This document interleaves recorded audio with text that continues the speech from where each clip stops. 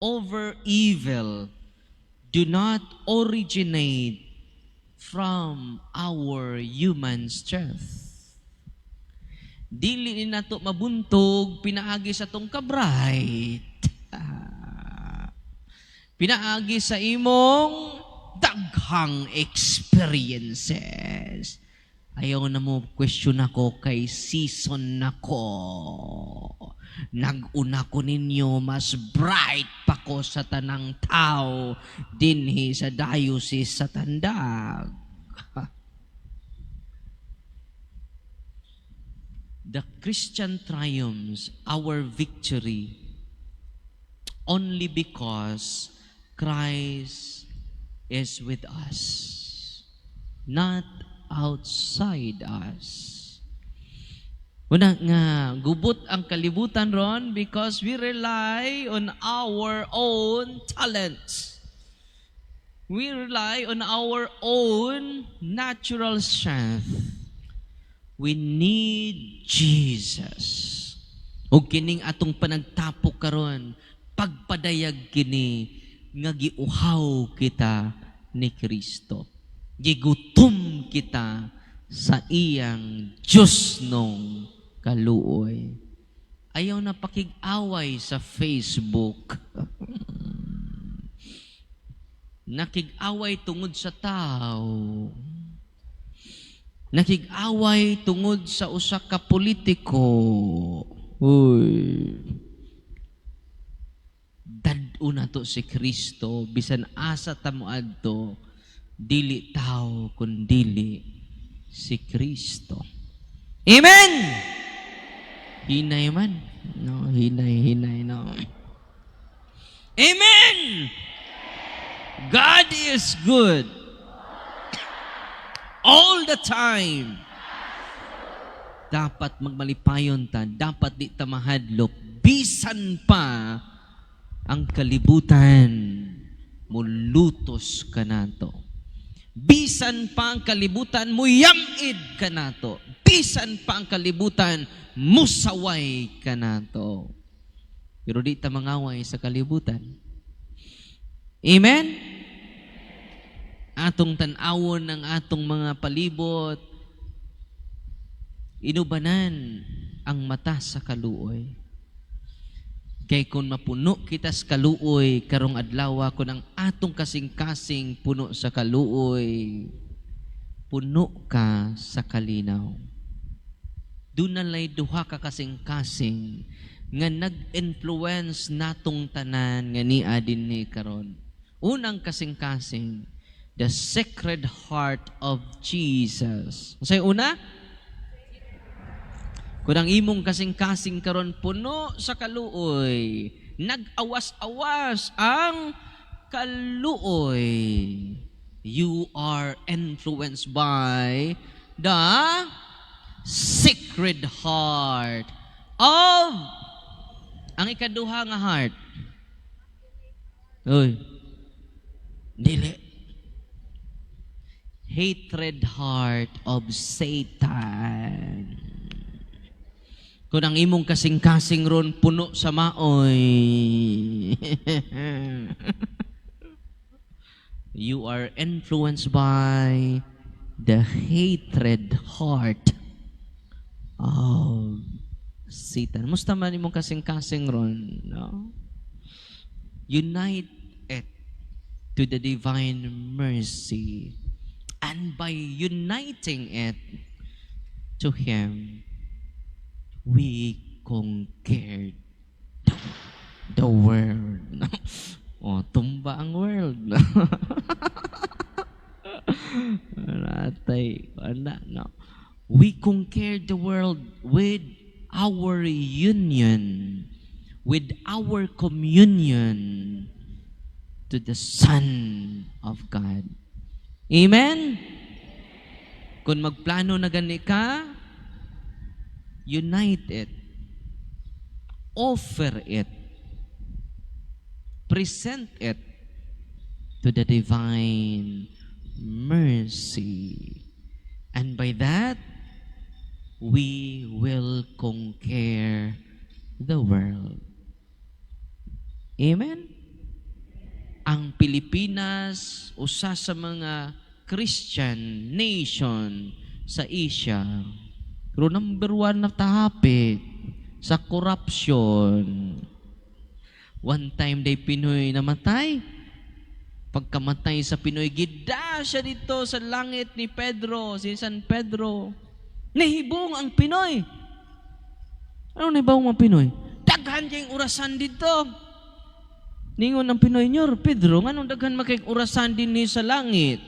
Ang uban hinay mo tuyok. Ang uban kusog mo tuyok.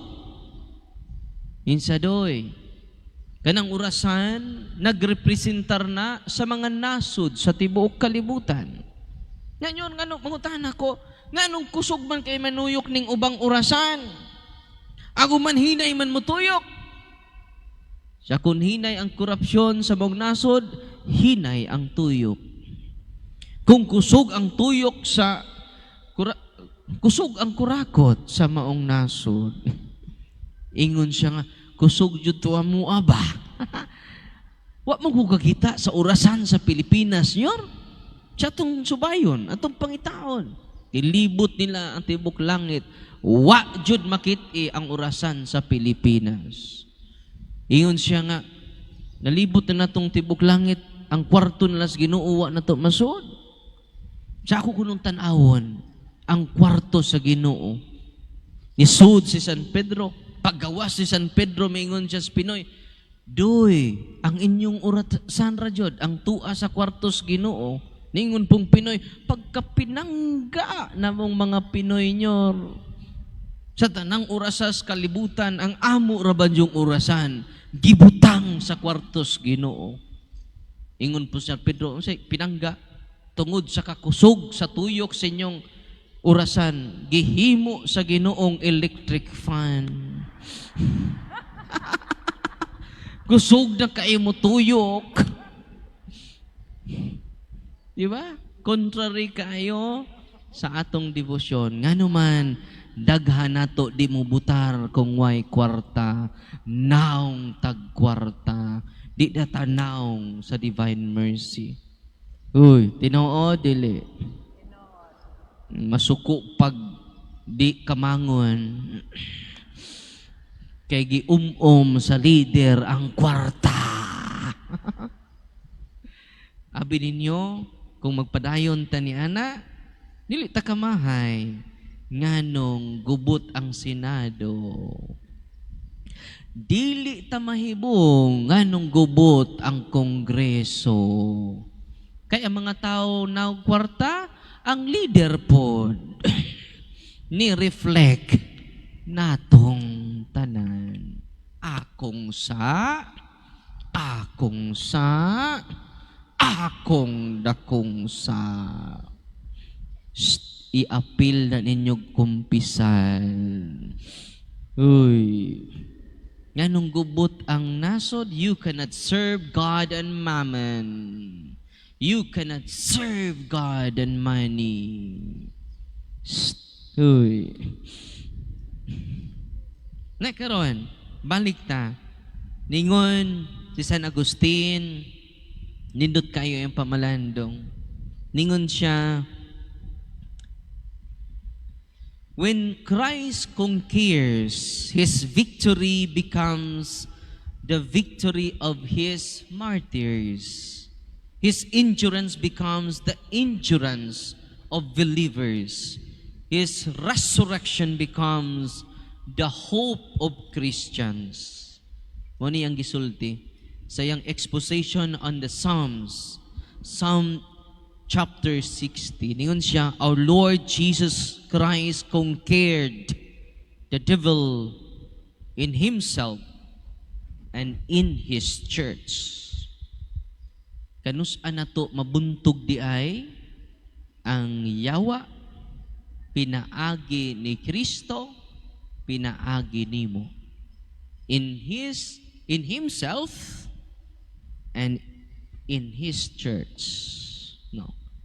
Nya karon, kung silang tag-away-away diha, rambulan yung away. Unsay mabasa, kusga. Unsay mabasa kung rambulon nimong away? O nayawaan na ta. Maapil po ning nagwali. Kung muapil sa away, bisan asa. Kung sa buhato na to, i-increase na to ang atong kaluoy. Dili ang maoy. Amen? Mingon pa dyan si San Agustin, the Christian does not stand alone before evil. He fights as one united to Christ. Munang mahimo lang tang victorious mga pinangga kong mga igsuon when we unite our fight to Jesus. If our understanding is in line to the will of Christ, it is a Christological will, not ideological will. Nagkanon ka ikaron, nasa simbahan, pero magunahuna, rebelde, protestantig utok. Dili obedient to Jesus. Our obedience will lead us to real and authentic victory, no? With Jesus. Nya kung ang imong kadaugan gikan na nimo, it is pride. The world here does not simply mean creation itself, but the fallen order opposed to God. Kung sa maning fallen order na to, mauning pride, no? Mulabaw na ta sa simbahan. No? Katiban iniha, kung imo nang questionon ang simbahan, there's something wrong with you. Ngano maningon ang Ginoo, ang naminaw ninyo, naminaw nako. Ang nagsalikway ninyo, nagsalikway nako. Tanawa God, He absolutely identified Himself to His church. Og ang nisalikway ninyo, nisalikway kanako, og ang nisalikway kanako, nisalikway sa akong amahan. I hope you increase your humility, our humility to the church. Yan man si Kristo nagpakamatay. Delikado na nagdevoto ta ni Divine Mercy, puno mos kaluoy, puno mos tas kasuko, puno tas panimaos. Nawa, kinsa naman ni. We are influenced by the hatred heart of Satan. Manamingon si San Agustin, it represents the fallen order opposed to God, pride and belief, persecution, sinful desires, and demonic influence. Doon ako'y usang nga pasyente nga wa pa ma-liberate karon. Ano man, usa sa iyang family member, deep-seated ang anger. Ngipon sa ngipon, mata sa mata. Nya Kristiyano, kibaw mo, basta grabe ang anger, ang ngan sa demonyo, nga nag-influence niya, si Satan. During exorcism, I commanded the evil spirits to tell me your name. Ningon ang yawa, I am Satan. And why you never leave her body? Only one reason, Darwin. Unforgiveness, anger, and hatred. 3 years na ko nag-process sa maong usa ka nurse. No? 3 years na ko nag-process, naagapon si Satan because of unforgiveness. Ngayon, saan man na ito pag-conquer si Satan? Kung doon ay family members ninyo, nasuko pa sa iyang igsuon, nagdumot pa sa iyang igsuon, hangtod karon, way tinagdanay, Ningon ang Ginoo, love your enemy. Imo nang igsuon, di gani na nimo enemy. Di gani kakatuman sa paghigugma sa imong igsuon, samot na sa imong kaaway. Lisod makasud sa langit. Una nga, Satan is still possessing her daughter until this very moment. For 3 years. No? Satan is real. Satan is not mere concept. Satan is not a mere idea. He is an active person even in our modern time. Bisan pag moderno na takaron, Satan is real. Tuo ba mong yawa? Hoy, mutuo mong yawa? Nakita na mong yawa? Kita na ba mong yawa? Tanaw mo siyang tapad. Hindi ito na iyawa. Itanaw sa tapad, no? Balik ko na ako, mga pinangga nga mga igsuon. Doon na pa man tayo talk-on niya. Ato ning dugangan. Ayaw mo kahadlok. Ako nang napildi ang kalibutan. So we will be victorious in this world when we unite ourselves to Jesus Christ alone. Amen? Muna ito pangayuon karon, nining atong santos kamisa, Lord, give me the grace to always unite my intelligence, my will, my gifts to yours, so that altogether we become victorious in our family with Christ. No? We become victorious in our devotion to Jesus Christ. Amen? Ayaw mo kahadlok. Gibuntog na ni Kristo ang kalibutan. Bisan murag way paglaom ang ato nasod. Ningon ang Ginoo, doon na. Gibuntog na ni Kristo ang kalibutan. Dili paulahi ang tanan. Puno kita sa paglaom karon. Nag-awas-awas ang atong paglaom because of Christ. Nag-awas-awas atong pagtuo karon. Amen? Nag-awas-awas ang atong kaluoy karon. Amen? Kita kas imong kontra karon, inig peace be with you. Bantay mingog piste. Dili peace. Piste nganong ni aman eh. O mingo ng pare, ipakita na to ang panag-inig sunay. Peace. Pagkakita nimo, nasuko man ka ni Father Darwin, piskot. Wano'y laing pare diha. Piskot. Muna, mga kaigsunan ko, Lord, mag-awas-awas na unta ang akong kaluoy karon. Mag-awas-awas na unta ang akong paglaom gikanimo. Mag-awas-awas na unta ang akong gugma ngana kanimo ug sa akong mga kaubanan karon. Amen? Amen. Palihog manindog, apil ang nangatog. Ukawa na ninyo. Ato karong ampuon ang pag-ampo sa katawhan.